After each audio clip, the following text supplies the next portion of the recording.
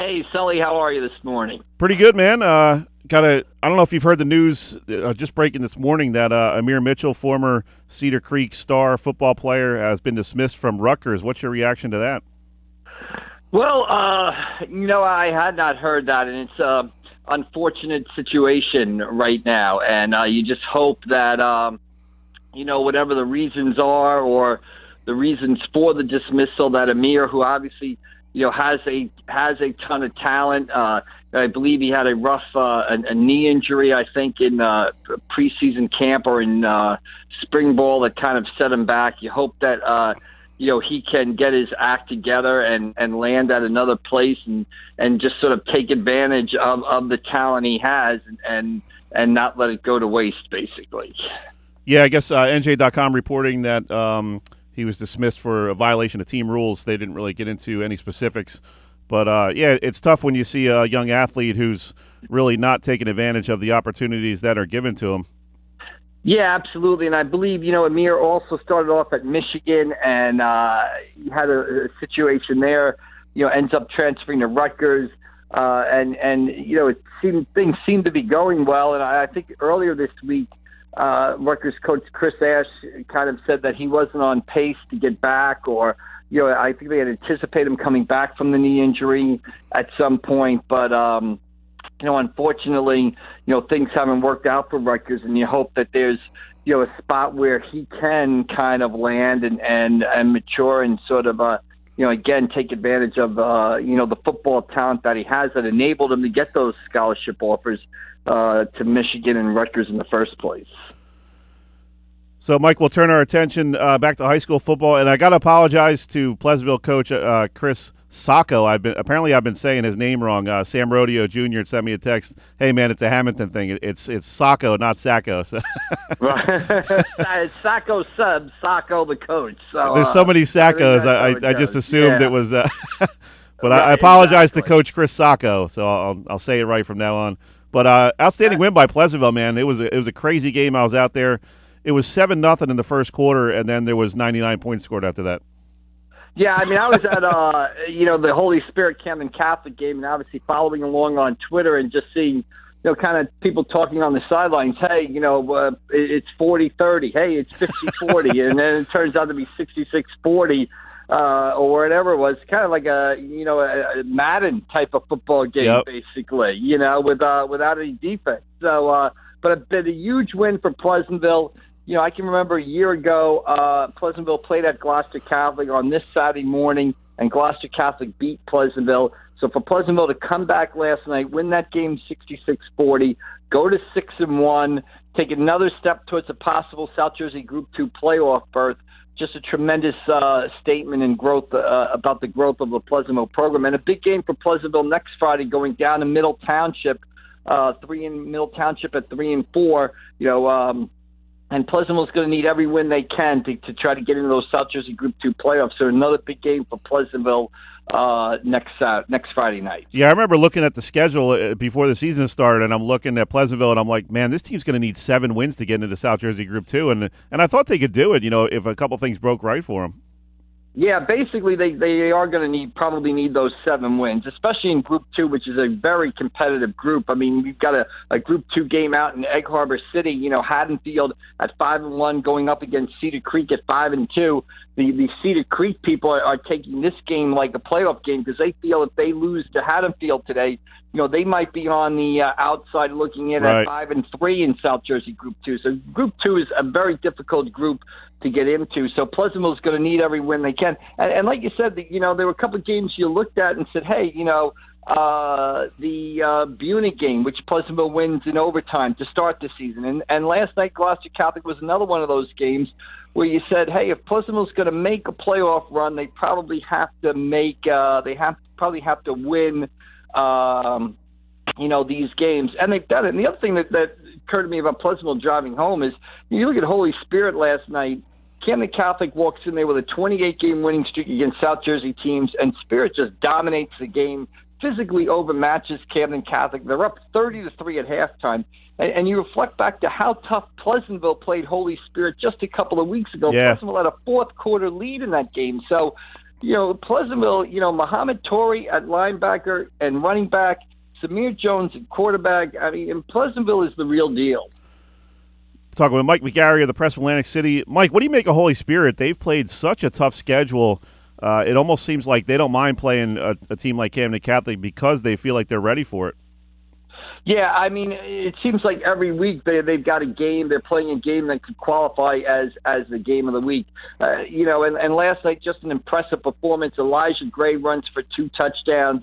Josh Zamat throws for 2, runs for 2, and it took it to a really dominating performance by the Holy Spirit offensive line. I was in the story today on pressofac.com. I talked to Anthony Lord, the Spirit offensive lineman, and he said kind of Camden Catholic kind of knew what was coming, but they couldn't stop it anyway. And then he had a great quote. He said, as an offensive lineman, that makes you feel like you're the man. So, dominant performance by the Holy Spirit offensive line. And what it just leads to me to believe that, for years, Cape Atlantic League coaches kind of grumbled about, playing Holy Spirit, St. Augustine, and St. Joe when those football teams are at the top of their game. And I think the other part of South Jersey kind of looked at the Cape Atlantic League and said, what are you guys complaining about? How good can they possibly be? But when those 3 Atlantic County non-public schools are kind of at the top of their game, they're on a different level from a lot of football teams in South Jersey. And Holy Spirit showed that last night by dominating a team that had not lost to a South Jersey team in 3 years. It was 30-3 at halftime, and it probably wasn't that close. Well, Mike, if you ever need any quotes, Anthony Lord's definitely the guy to go to. Yeah, I mean, he's, a lot of times, you got to remind yourself as a reporter, we have a tendency to flow to those quarterbacks and running backs and wide receivers, but those offensive linemen and defensive linemen they could be the most entertaining guys on the team. So, when you have the time, always go to an offensive lineman for a good quote. Cole Raring's liking that as a former O lineman. Right, there you go. There you go. Mike, let's talk about a couple other teams real quick. Atlantic City with a big win, 41-27 over Kingsway. They're still kind of hanging around. And Absegami, we just spoke to Andrew Marcucci. They're 3-4, but still right in the thick of things in South Jersey Group 3. Yeah, those two teams, like you said, right sticking around. The big win for Atlantic City last night. Now they go to Millville next Friday night, so that'll be a big opportunity for Atlantic City. And I've said all along that, Atlantic City's kind of had some big games against St. Augustine and Vineland. They've made some plays in those games, but not enough to win. And I've said, guys like Nazim Derry, Flash Morgan, Mike Costable, Atlantic City has the talent to pull a surprise. Now, they haven't pulled that surprise yet, but will it be next Friday night against an undefeated Millville team? And, Atlantic City, obviously, right, like you said, on the periphery of that Group 5 race, they would probably qualify with a win over Millville. So they kind of got that playoff game before the playoffs. And Absegami goes to Mainland next week in a situation where if Absegami wins, I think they've got a pretty good shot at getting in the playoffs. And that was a big win for them last night over Buna. And at 4-4, they've probably got a good shot to get into that South Jersey Group 4 bracket right there. And Marcucci and Josh Corsi, at quarterback and wide receiver, they're one of the top, pass quarterback wide receiver combinations in South Jersey. So nice win for Absegami. Loss hurts Buna in South Jersey Group 1. But again, you get to this time of year, like Haddonfield, Cedar Creek today, Buna Absegami last night, Millville Atlantic City next Friday, kind of playoff games before the playoffs, basically. And, Mike, talk a little bit about Marcucci. I mean, I've been just so impressed with this kid. He lost his father suddenly in last March. He's got a younger brother who's a freshman on the team. And here's a kid, your entire team's looking at you as the quarterback when you're 1-3 or whatever they were and saying, hey, save our season for us, buddy.